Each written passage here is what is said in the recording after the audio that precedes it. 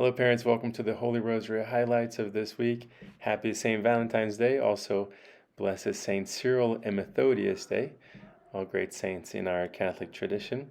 You see here pictures of some of the students making Valentines for nursing home residents.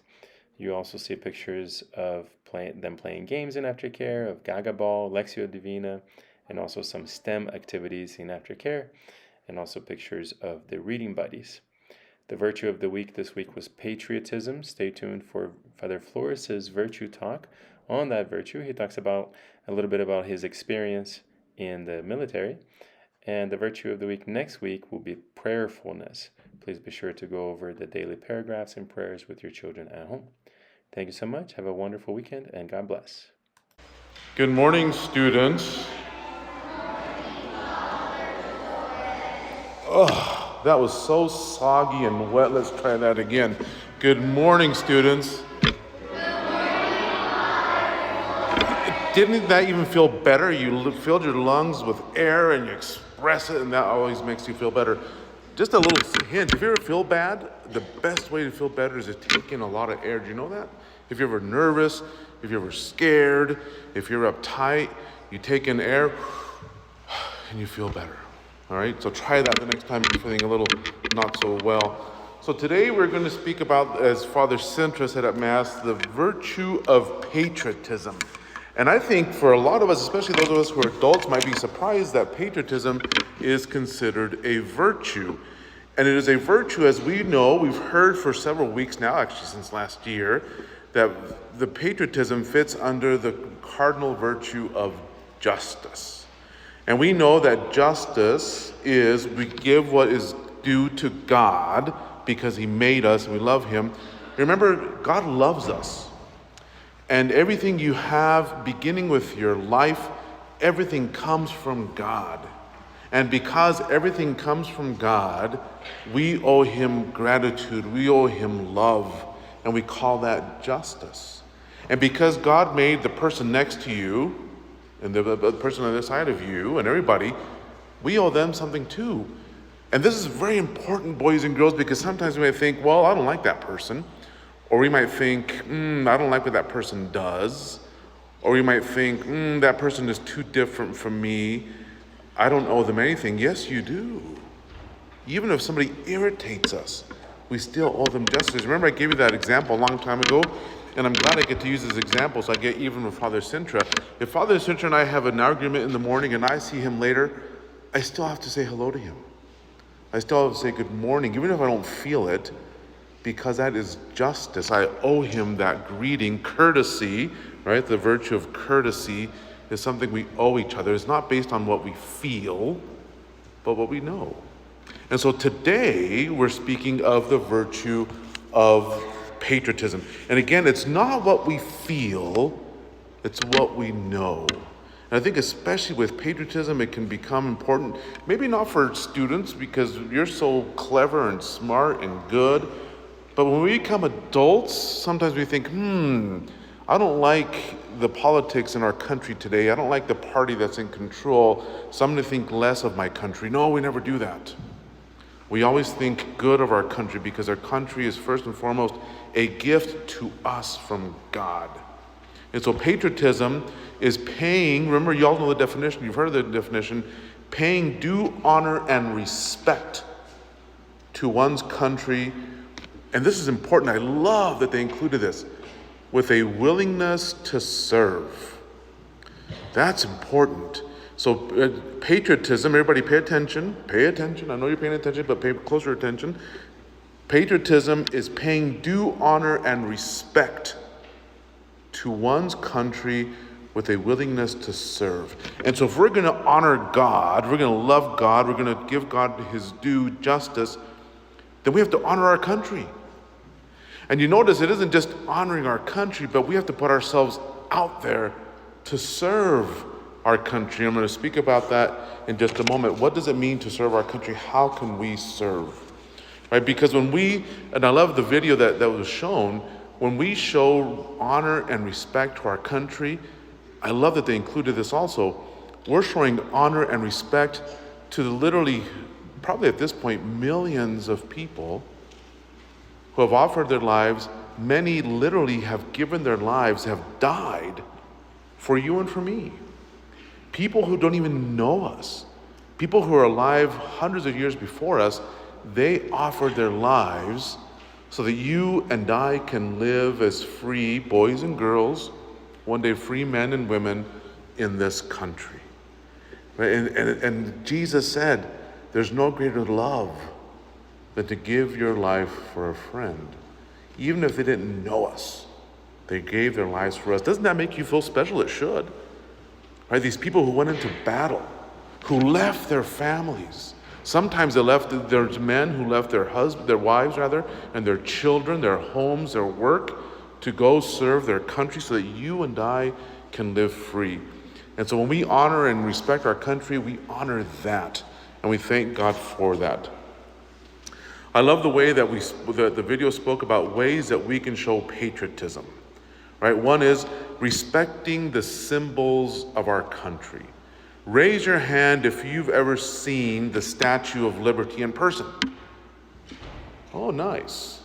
Raise your hand if you've ever seen, I'm going to put these in the same category because they're right across the street from each other, kind of, Independence Hall and the Liberty Bell. Raise your hand if you've been to Philadelphia and seen those. Oh, very good. Raise your hand if you have seen an American flag. Yeah, there we go, everybody, absolutely. Raise your hand if you've ever been to a national monument, like Mount Rushmore, for example, or some of the Civil War battlefields. Yeah, nice. And those make us feel good about our country, don't they? When we see them, they kind of bolster us, they make us feel good, and it's a beautiful thing. And so we respect those symbols, we respect the flag. We respect the symbols of our country. Look to your left, the second window is the crest of the seal of the United States of America. The eagle with that shield, with the stars and stripes. And why, this is a trick question, I told you in December, but who remembers why the seal of the United States is in that second window? Yes, what is it? Do you remember why? I think you forgot. Anybody else? Anybody else? Because Our Lady, the Blessed Virgin Mary, under the title of the Immaculate Conception, is our patroness, the patroness of the United States of America. She prays to God for us because we live in this country. And so we pay honor to her. We pay honor to the seal of our country. Isn't it beautiful how in the video it said, even if you go to fireworks on the 4th of July, that's a patriotic thing to do. If you go to a parade on the 4th of July, or around here that's about the only time we have a parade, right? That's a patriotic thing to do. So beautiful things. It's a way to show honor and respect to the symbols of our country. They're important. Right? I love how it spoke about St. Louis of France, St. Louis the Ninth. Very patriotic. He loved his country. Listen to this. He loved his country so much. He had 11 children. He left his wife and his children and his kingdom, the comfort of his kingdom, to serve his country. He was imprisoned once. He was taken hostage. They had to pay a huge ransom to free him. And then eventually he went back out there to fight again, to fight for his country. And this time he died away from his homeland. Remember, the king, away from his homeland, he died. I'm going to finish off here with the words of our first Catholic president, John F. Kennedy, who's a Catholic. We shall all be very proud of that. And he, in his inaugural speech, said these famous words. And maybe you've heard them. If you haven't heard them, I need you to memorize them beginning today. He said, "Ask not what your country can do for you. Ask what you can do for your country." He said it with his accent that I can't imitate, right? So he's from Massachusetts. He was, "Ask not what your country can do for you. Ask what you can do for your country." I think President Kennedy was onto something so special when he said that in many ways. I think for us it's applicable in that all of us should always be asking God, "God, what do you want me to do for you?" It's so easy to come to this church and say, "God, this is what I want you to do for me." But we should ask, God, what do you want me to do for you? And boys, you should all be asking, God, do you want me to be a priest? Right? Every single boy should ask that. Girls, you should ask, Lord, do you want me to become a nun? And boys, you can ask, do you want me to become a religious man, a monk? But what can we do to serve our country? And here I want to make a commercial plug for the U.S. military. Serving in the military, I think, is one of the best ways to serve our country. You leave home. You give your life to authority to somebody else, and you serve in whatever way our country calls us to serve. I'm here today very proud to say that I'm a veteran of our country, of the U.S. Army. I was in the Army. I was a radio man. I operated radios, which in your minds is very different from what you might imagine it is. I'll try to describe what I used to do. I used to do what we today call texting. But back then, to send a text, back then, and it's not a text, but it's comparable to a text. I was in the back of a truck with about 50 different machines. And these machines, I would type out the message, and this machine pushed a series of buttons, and this machine would send the text to wherever we needed it to go. One time we actually reached Antarctica. We reached our radio messages. But anyways, that was over 30 years ago, so the technology is very different, doesn't even exist anymore. But I was a radio man. And so I brought a little bit of show and tell. This is the hat. Soldiers always have to cover their head when they're outside, always. And so usually our work hat looks like a baseball cap, but this is our dress cap. And on it is an emblem. I was in the Signal Corps.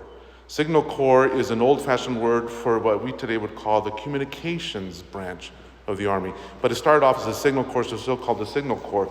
And so this indicates that I was a soldier of the Signal Corps. And I know you don't wear a hat in church, guys, but I'm just going to tell you how it looked. So we put it on like this, a little bit to the left, and we put it on like this. kind of funny, isn't it? But I looked nice 30 years ago. Today I look kind of funny in it. And so this is what we wore when we were dressed up. Now they've gone to I think a more handsome blue, but back then it was green. It's what we used to wear when I was in the Army. So I want boys and girls, all of you think two things. God, what can I do for you? And as President Kennedy said, what can I do for my country? And think about serving our country in the U.S. military. Is it tough? Yes. Is it always fun? No. Is it wonderful? Yes. Will you make great friends? Yes. Will you get to travel? Yes. And you get the satisfaction of knowing that you've served your country. So thank you, boys and girls, for your paying attention today. Now go out there and serve God, serve our country, and serve one another.